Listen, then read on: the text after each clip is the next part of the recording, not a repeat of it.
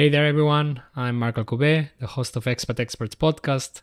This video is extracted out of a longer interview with Cepee, an American who is currently living in Spain, and it's helping other women above 30 years old to move abroad. As I mentioned, the biggest obstacle was always trying to find work that wasn't teaching English, because that's not what I wanted to do. And I was struggling. I was able to, very luckily, after that year of teaching, I was able to get a Spanish company to sponsor my work visa, and I was working in marketing. But I really disliked that job. It wasn't a very healthy work environment. So I had to quit that job, and I found myself in this space of, okay, now I don't have a visa because I quit the job. I don't have a job. I don't want to teach English. If I want to stay in Spain, what can I do to make this work? Because nothing is working at the moment. And that's when I, started thinking, do I need to go back? Is this not going to work out? So that was the only time that I really thought about it, but it was more because I was sort of maybe going to have to be forced to leave. It all worked out, as we know. But other than that, I have never thought of moving back. I don't really see my life in the US. I feel very comfortable in Spain, but also I'm very much open to maybe starting a new adventure and going to a different part of the world. But I think ultimately Spain for me feels like, a home base, or my home now. But I don't think a move back to the US is going to be happening. I hope not. Did it, like, you said that the job part was probably the most difficult part, like having that you had when you arrived to Spain, and that it was like a little bit like you needed to be forced a little bit to do jobs that you were not happy with or that you didn't want to be doing at that point of time. I think it's kind of common for English, like, to arrive to a country and be a teacher of your own language there for some time as a part. Was there anything else that you remember being it complex, like when you arrived to Spain, like I don't know, integrating into Spanish groups, or like any of that? Was it complicated for you? Not so much. I guess it depends maybe where you are in the country and also where you are in life, right? When I moved, I was in my mid-30s, and Madrid is a very social city with a lot of events and meetups going on. It's very easy to make friends. And there was, a lot of people my age there.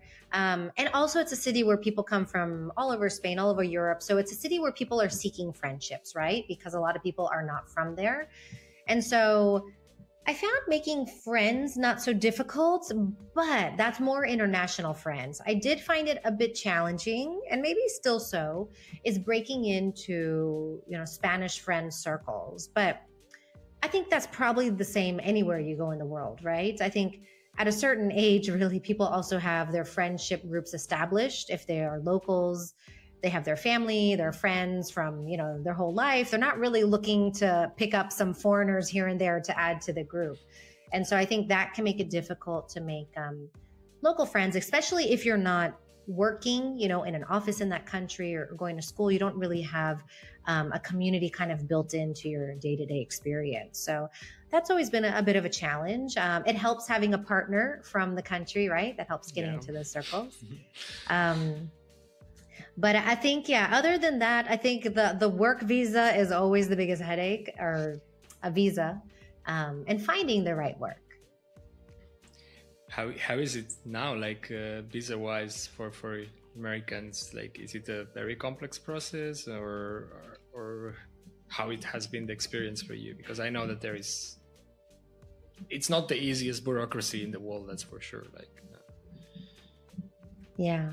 It's actually never been easier for a U.S. citizen or anyone, right, to move to Spain, because there's more visa options than when I moved here. And in particular, the digital nomad visa. So, and also remote work wasn't really a thing when I moved here. Sure, there were some remote jobs, but it was very, very few and far between. And now the whole work world has changed.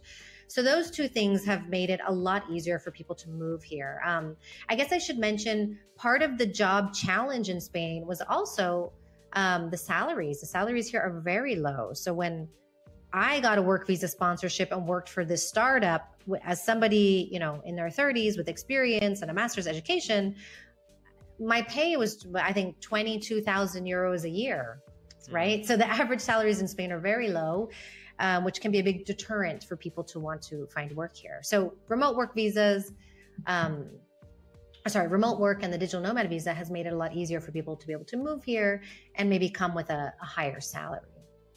Yeah, definitely. I think it's one of the biggest challenges that Spanish people are having right now.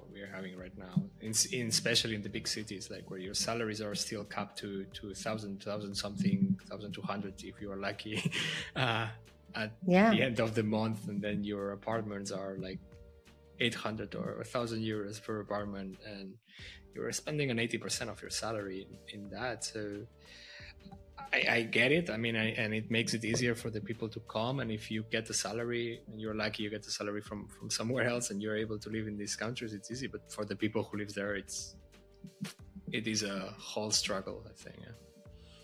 It's a big struggle. Yeah, they cannot afford to live in their own cities. And, that's always part of the conversation is, are we part of the problem, us foreigners, or maybe Americans who are coming? And there are a lot of Americans, not only Americans, but North Americans, people around the world coming. And I think we are maybe play a part in the problem, but I think the problem is even greater than us, right? There's a lot of housing. Well, there's a shortage of housing happening everywhere, right? But a lot of that is happening because companies are coming in and buying buildings and making those into Airbnbs. So really the government has to get involved. There's always going to be demand, but you have to cut off the supply somehow, so that locals can also afford to live in their cities. And I would also say that I have rented Airbnbs in Spain, and they were run by locals, not foreigners, because a lot of people say, oh, the foreigners are buying Airbnbs and renting those out. But a lot of locals also, because they also need a form of income that's adequate. And so they are renting out places to foreigners who will pay those high prices. Sure. I mean, the biggest problem it's what you're saying at the end. It's like big corporations, banks, loopholes of people like having thousands of flats in the big cities where they know that tourists will always pay a price for going there, on renting them, taking that, not reducing the amount of licenses that you have for tourist flats, for example, in Madrid or Barcelona or in Malaga. It's happening. It's even gentrifying like the smaller cities of Spain, which is crazy. That's one of the problems.